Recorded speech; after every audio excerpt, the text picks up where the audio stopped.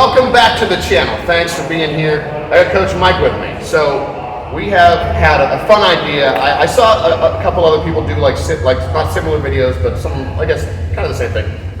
We're going to see if we can re-engineer or figure out a couple of our favorite WWF. That's right. Moves. Not trying to disrespect any other organizations, but as we grew up with. That's the WWF. Yeah. So I'll admit that I watched someone do an analysis of my move. So we each picked a move. Mike picked a move, and I picked a move. I don't actually know what his move is. It's a surprise. Yeah, I'm excited to know what it is. But so he knows mine. I'm doing the sharpshooter, obviously.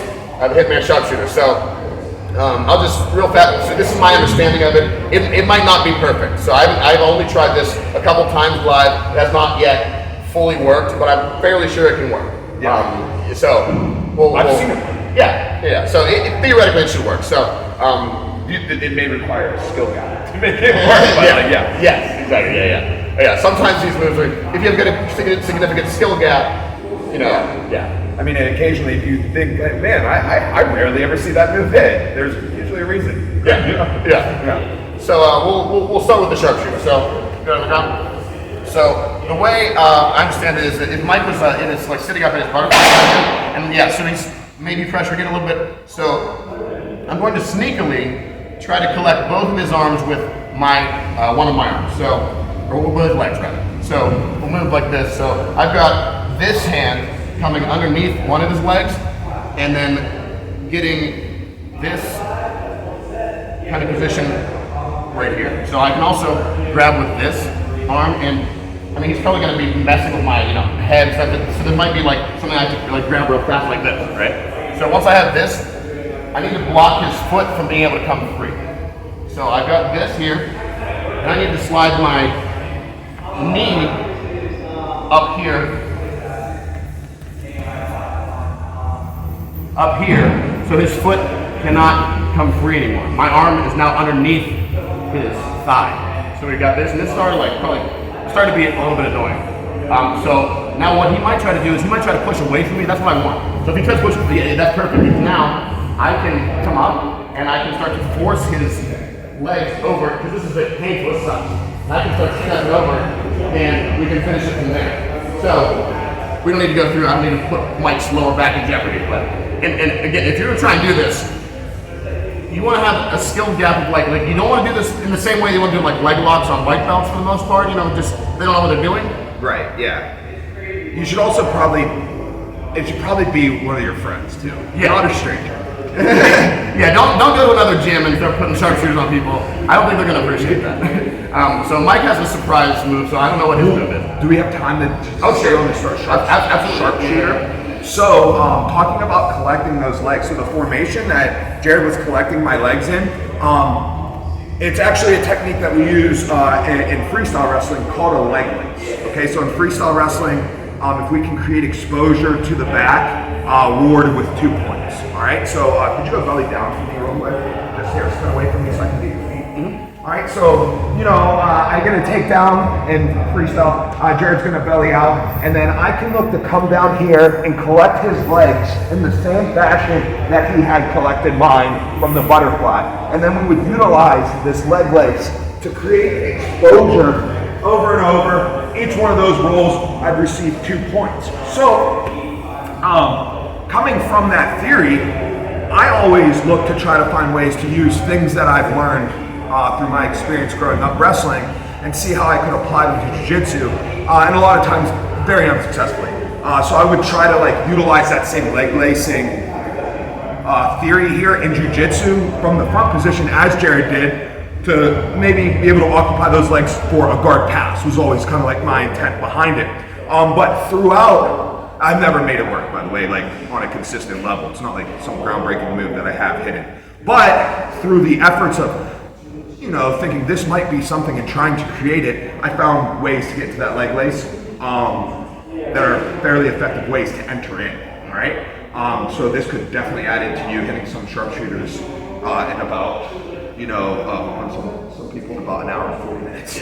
right? So one of the ways that I enter into that leg lace, could you stand up real quick? It's actually from a shin to shin guard position. On the shin to shin, I hit this little like quick single leg sweep where I lock into my shin to shin. I break down his posture, elevating the leg to the butt. I create that cross leg stature here to take away the balance, and I use that cross leg stature as I collect to come up for my sweep. Well, look what we have. We're right towards that leg lace position. So it's just like one of the maneuvers, and there's some other techniques that I do that kind of help like leave me in that like leg lace position that you probably could use as your entry into a sharpshooter. I love that. Yeah. I didn't even think about like having someone standing up and then right. doing it. So just like, cause like I imagine like if I'm playing butterfly here, I'm not saying that it can't be done, and it absolutely will be done, but if I'm playing butterfly here, right, collapsing me is going to be a hard thing to do, because like that's a battle that this person's going to be like fighting like right away. Right. I was thinking like, because sometimes I do find myself like if I'm passing the guard, like maybe catching it there. Yeah.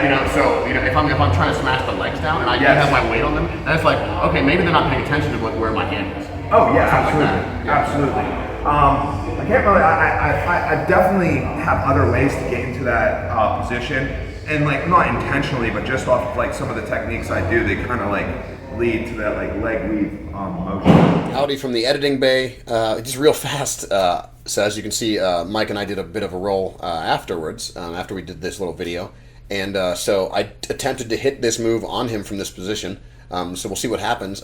So watch as I try to hit the move. Well, something I didn't think about was the person continuing to roll. So I'm going to have to stop him continuing the motion, because he actually escapes by, I get somewhat of the position, but he escapes by continuing to roll. So we'll take a look.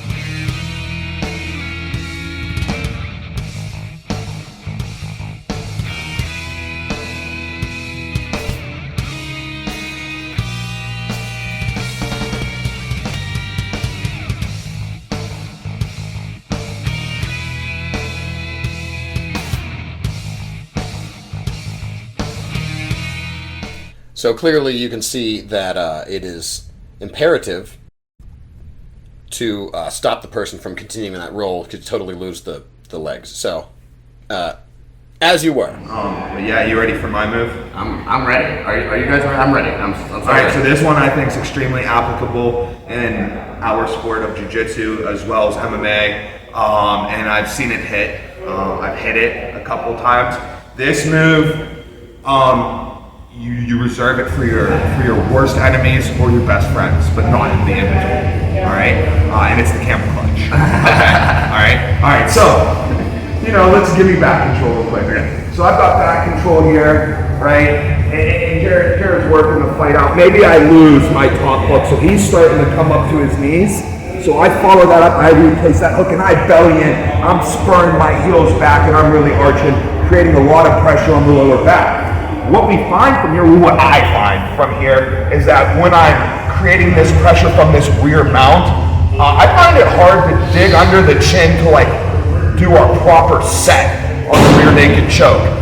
Just because like maybe the angle that I need to dig is harder to get with my hips still being like driven like into Jared. I feel like to get that good angle, I kind of have to like pull my hips back so my shoulder can dive. So from here, we just get up underneath that face and we just crank and lift and pull, and I think you guys see where that can go. But it's obviously something that is going to be there for you to actually do. A lot of times I think from back control, when someone starts, maybe starting to go to turtle, if we're doing like a high ball ride here and we're kind of losing that hip, maybe our knee position wasn't awesome. I think most of the time here, our first thought is, let's break them back down, right? Because laying on our sides in back control seems to be a more like, maybe it's just because we're here more, or maybe it is like more ergonomically fit for starting to like carve our chokes into place. So a lot of times I feel like we abandon going up. You see it more in MMA, because then they can just punch your ears off. Right. But yeah, Camel Clutch. I saw. I'm sure a lot of you will comment, and you've seen it in this fight, that fight. But the first fight that I seen it in, I was actually lucky enough to be live.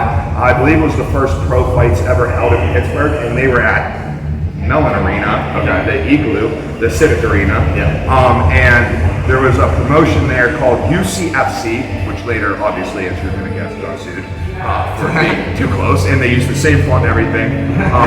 But Phil Davis, former UFC light heavyweight and current Bellator light heavyweight title contender, like he's always up in that top contention, 2008 NCAA champion for Penn State University, hit one in a pro fight there. Oh man, It was pretty cool. hometown. Yeah. Wow, awesome. Well, there you have it. Those are two. Again, just to go over safety. Even if you're going to do this with one of your friends, if they have any kind of back or neck things, like just maybe don't do that, or save it for somebody who is. I mean, use your discretion, right? You know which friends you should do it on and which ones you shouldn't. Indeed. So, thanks for watching. Let us know what you think. If you got other moves you want us to do, we'll do it. Right? We'll more than happy to go over and see what we can figure out. So, thanks again for watching. See you next time. Like and subscribe, do all that stuff, and see you next time.